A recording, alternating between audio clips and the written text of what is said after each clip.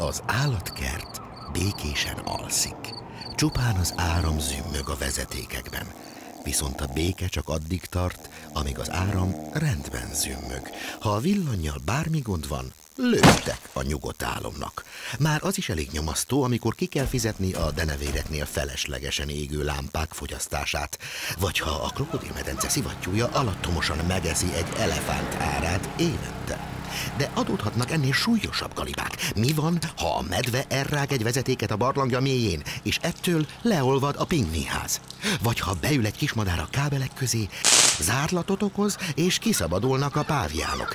És könnyen lehet az apró hibákból állati nagy baj, ha nem vesszük időben észre. Nehéz nyugodtan aludni ott, ahol ennyi veszély leselkedik, de a nyugalom mégis elérhető.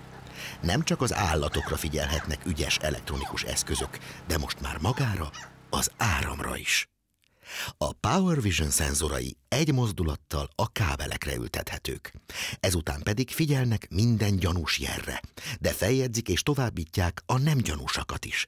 Bármikor, bárhonnan ellenőrizhető, mi mennyit fogyaszt, sőt, mikor mennyit fogyasztott.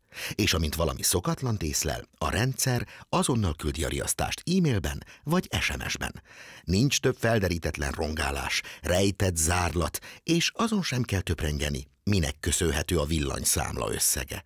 A Power Vision még azt is megjósolja előre, mennyi lesz a következő hónapban. Így a megtakarítás is könnyen tervezhető, a komoly meghibásodás pedig elkerülhető.